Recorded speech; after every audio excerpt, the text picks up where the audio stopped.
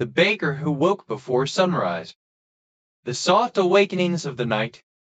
Take a deep breath in. Let the quiet, cool air fill your lungs completely, holding on to the stillness of the dark room around you. And now, very gently, let go. Feel the remaining tension of the day melting away from your shoulders, down through your arms, and exiting through your fingertips. With every slow exhale, your body feels lighter, sinking perfectly and comfortably into the mattress. The world outside your window has paused. The streets are empty, the houses are dark, and a peaceful silence has washed over everything. There is nowhere else you need to be right now. There is nothing else you need to plan or figure out. For the next 30 minutes, your only task is to listen to the steady, calm rhythm of this story and let your mind drift away into a deep, beautiful sleep.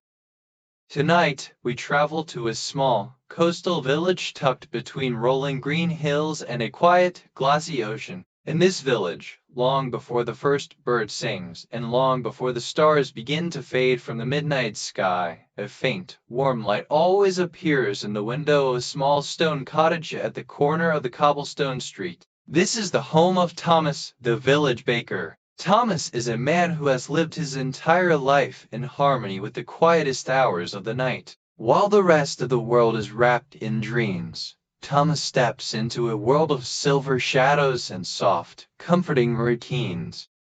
Visualize the moment Thomas wakes up. There is no loud alarm, no sudden rush. His eyes simply open naturally to the soft, blue darkness of his bedroom. The room is perfectly cool, but beneath his heavy linen blankets, it is warm and incredibly safe. He lies still for a few moments, listening to the gentle, rhythmic sigh of the ocean waves breaking against the distant shore. In and out, flow and ebb. The sound is perfectly steady, a slow heartbeat for the sleeping village. Thomas takes a deep, long breath, feeling a profound sense of peace. He sits up slowly, steps out of bed, and slips into his soft, worn leather slippers. Every movement he makes is slow, deliberate, and quiet, respecting the deep slumber of the world around him.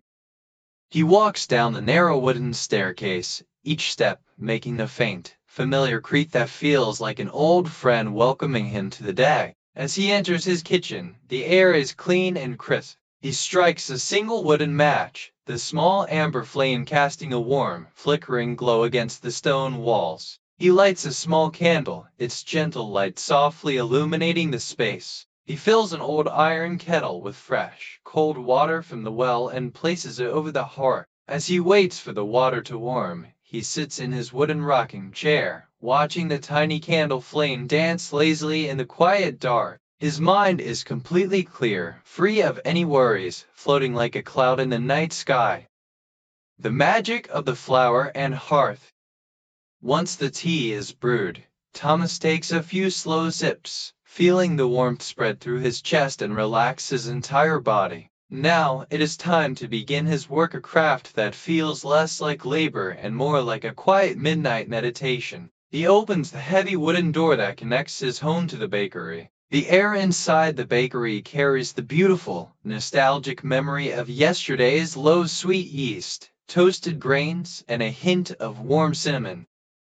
He walks over to the large wooden mixing trough, which has been carved from a single piece of ancient oak. Beside it sit large linen sacks filled with flour, milled from the wheat grown on the nearby hills. Thomas plunges his hands into the flour. It feels incredibly soft, like cool, fine sand on a calm beach. He measures out what he needs, his movements fluid and unhurried.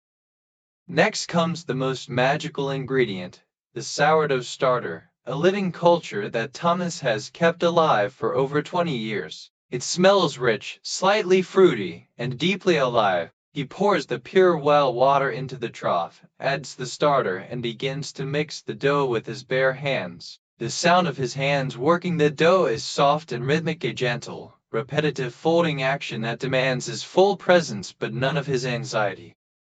As he works, the dough becomes smooth, elastic, and warm under his palms. Thomas closes his eyes, focusing entirely on the sensation of the texture shifting beneath his fingers. He breathes in the comforting aroma of the rising yeast. This process cannot be rushed. It belongs to the slow laws of nature. The dough needs time to rest, to rise, and to breathe in the quiet hours of the early morning. Thomas shapes the dough into neat, round loaves and places them gently into woven wicker baskets, covering them with soft, damp cloth blankets so they can rest in the warmth of the bakery.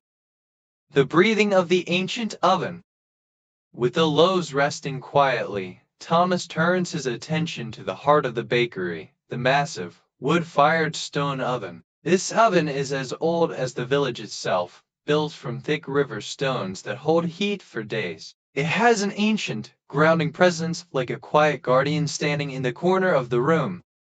Thomas opens the heavy iron door of the oven. Inside, it is dark and cool. He gathers small bundles of dry pine branches and logs of seasoned birch wood, stacking them carefully inside the stone chamber. He lights the kindling, and within moments, the dry wood catches the flame. A warm, golden light spills across the bakery floor, painting the room in deep, cozy shadows. The fire doesn't roar fiercely. It burns with a steady crackling hum, the pieces of wood shifting slowly as they turn into glowing red coals. The smell of burning birch fills the room, a scent that is deeply comforting, evoking memories of cozy winter nights and safe, warm shelters. Thomas stands before the open oven door for a moment, letting the gentle, radiating heat wash over his face and hands. The warmth deeply relaxes his muscles, making his eyelids feel heavy and relaxed. He watches the soft smoke curl upwards into the stone chimney, disappearing into the dark sky outside. The stones of the oven begin to absorb the heat, breathing it in until the entire structure radiates a deep, penetrating warmth that fills the bakery. There is a beautiful, silent conversation between the rising loaves and the heating stones, a perfect balance of elements happening while the rest of the village is fast asleep. Thomas pulls up a small wooden stool, sits near the warmth of the oven, and rests his hands on his knees, allowing himself to simply exist in the peaceful stillness of the room. The village in shadow. While the bread undergoes its final rest, Thomas decides to step outside for a brief moment to breathe in the midnight air. He opens the front door of the bakery, and a wave of cool, crisp ocean air greets him. The street outside is made of smooth, gray cobblestones, shimmering faintly under the light of the setting moon. There are no cars, no footsteps, no voices. The village is completely asleep. The small cottages along the street look like quiet silhouettes against the deep dark background of the hills. Their windows are dark, their chimneys quiet. Thomas walks a few steps down the path, looking up at the sky. The stars are different at this hour. They seem larger, softer, and more distant, as if they too are getting ready to close their eyes for the night. A low, silver fog hangs over the ocean, moving incredibly slowly across the water like a soft silk sheet. The world feels immense, vast, yet entirely safe and calm.